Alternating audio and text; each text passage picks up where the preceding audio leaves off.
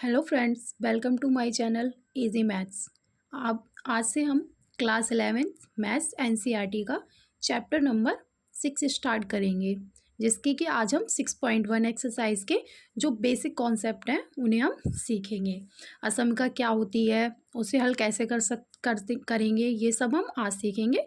फिर हम उसके विद एग्जाम्पल सॉल्व करेंगे। तो देखिए, सबसे पहले हम ये जानते हैं कि असमिका क्या होती है।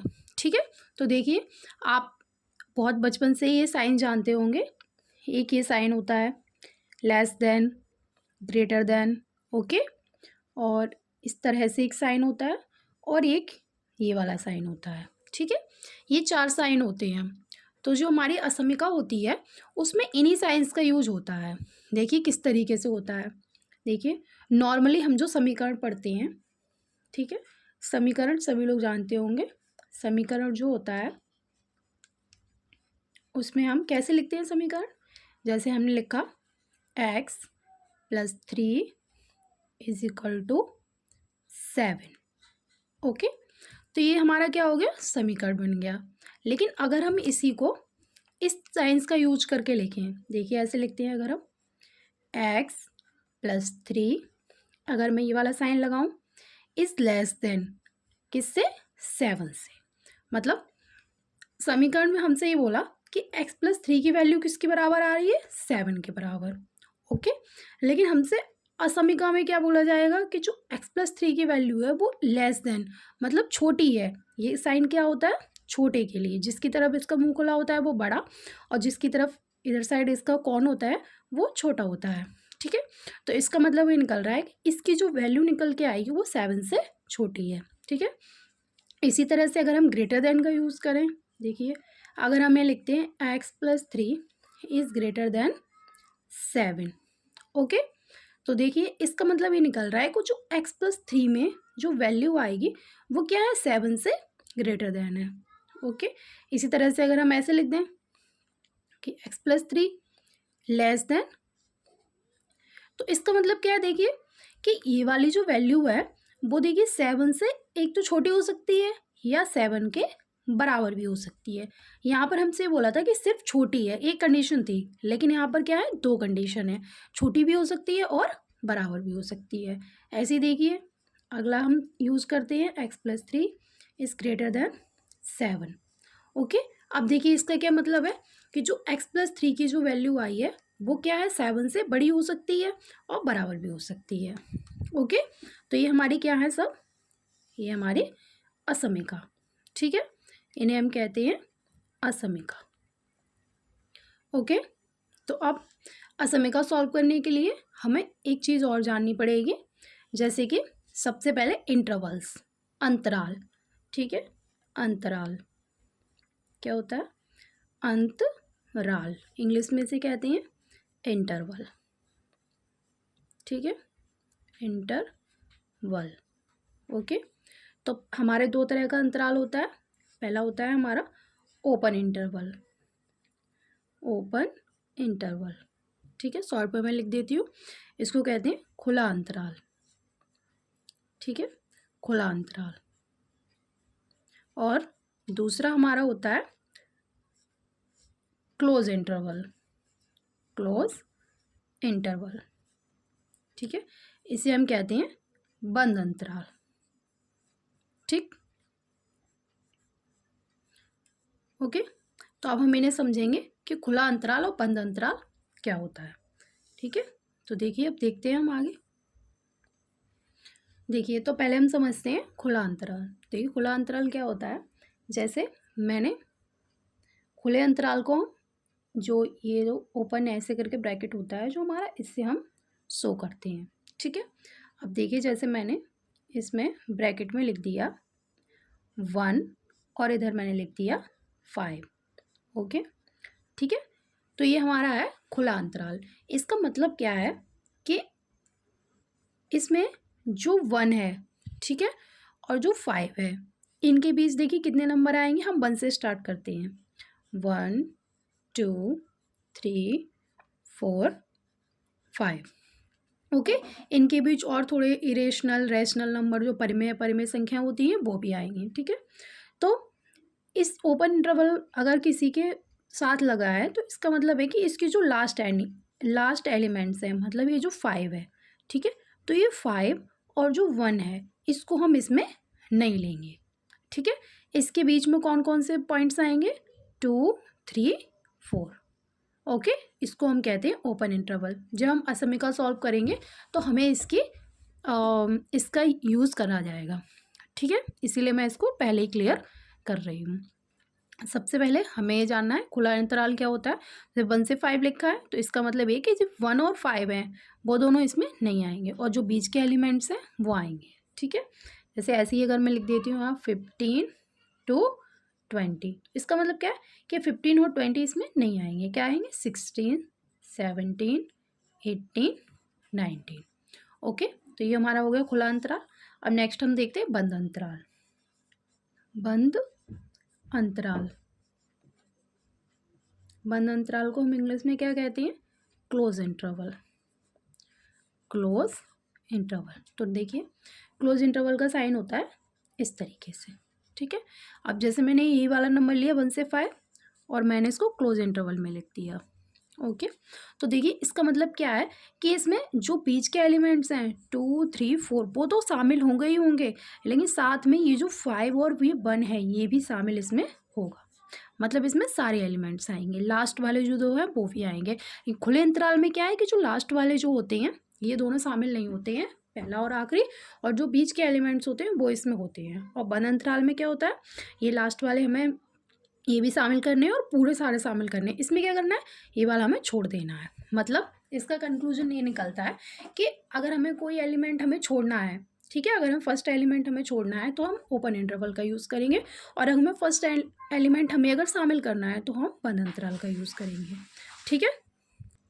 तो देखिए आगे हम रूल्स देखते हैं असमिका को हल करने के, ठीक है।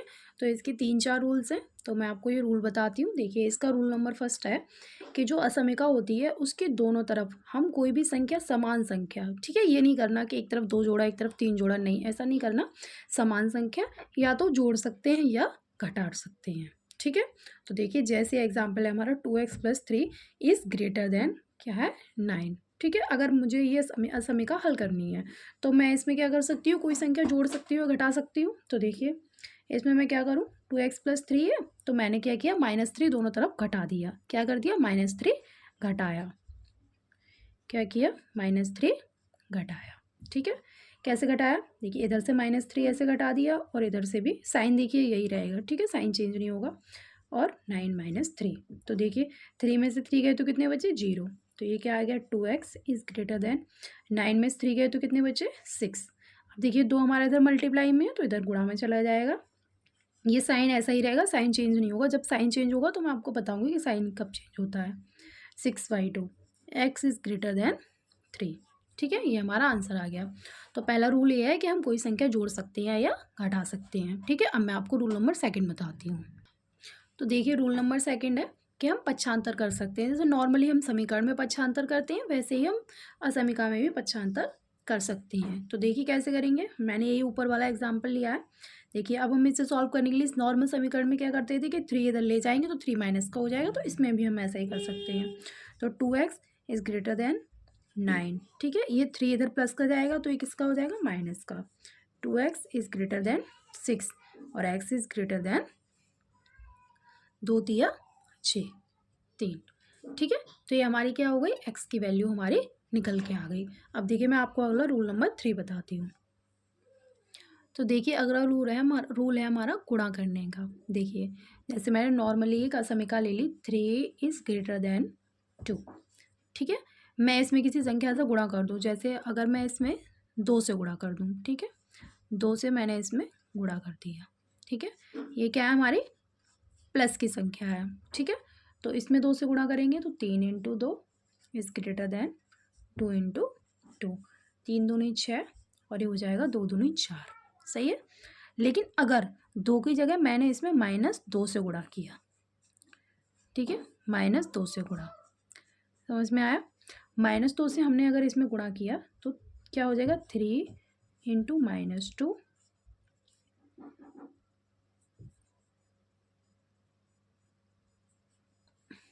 देखिए जब हमें इसमें हम -2 से गुणा करेंगे तो ये क्या क्या हो जाएंगे, -6, ठीक है, और ये हो जाएंगे -4। तो देखिए ये जो निशान था, जो इधर ग्रेटर देन का निशान था, वो कैसे हो जाएगा, इधर चिन्ह बदल जाएगा, ठीक है।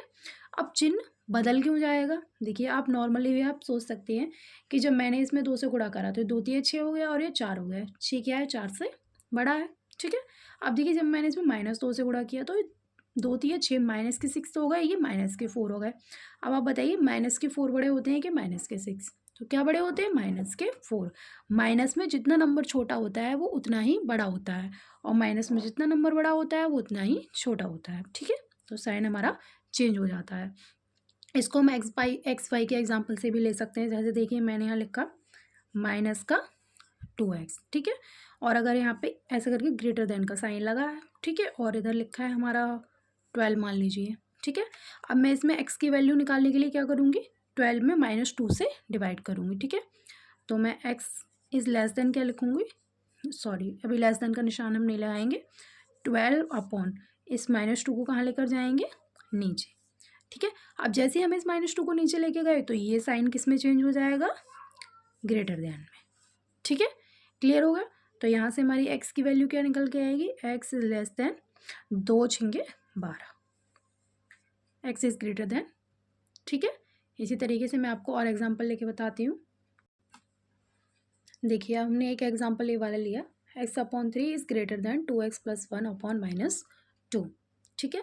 अब देखिए अब हमें ये समीकरण सॉल्व करनी है तो हमें इसमें क्या करना पड़ेगा, कैंची का गुणा। क्या करना पड़ेगा, कैंची का गुणा। तो देखिए हम -2 का गुणा किधर करेंगे, इधर साइड करेंगे, ओके। तो अब देखिए ये क्या है हमारा, -2, ओके। तो जैसे ही हम इधर -2 का गुणा करेंगे तो ये क्या हो जाएगा, -2x।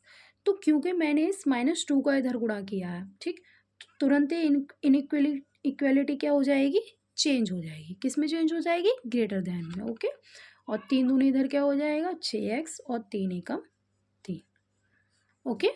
तो समझ में आया। अगर हम माइनस की संख्या से अगर हम उसमें किसी संख्या में गुणा कर रहे हैं तो उसकी इनइक्वलिटी हमारी चेंज हो जाती है, या फिर अगर हम इसमें पहले माइनस कॉमन ले लेंगे, ठीक है।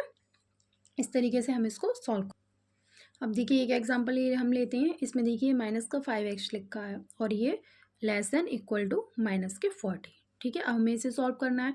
तो देखिए अब ये भी माइनस है और ये भी क्या है, माइनस है। तो हम इस माइनस को इससे ख़त्म कर सकते हैं, या फिर हम ये बोल सकते हैं कि हम इसमें -1 से क्या कर रहे हैं, गुणा कर रहे हैं, ठीक है। ऐसे बोल सकते हैं, या फिर ये बोल सकते हैं हमने इस माइनस से ये माइनस हटा दिया।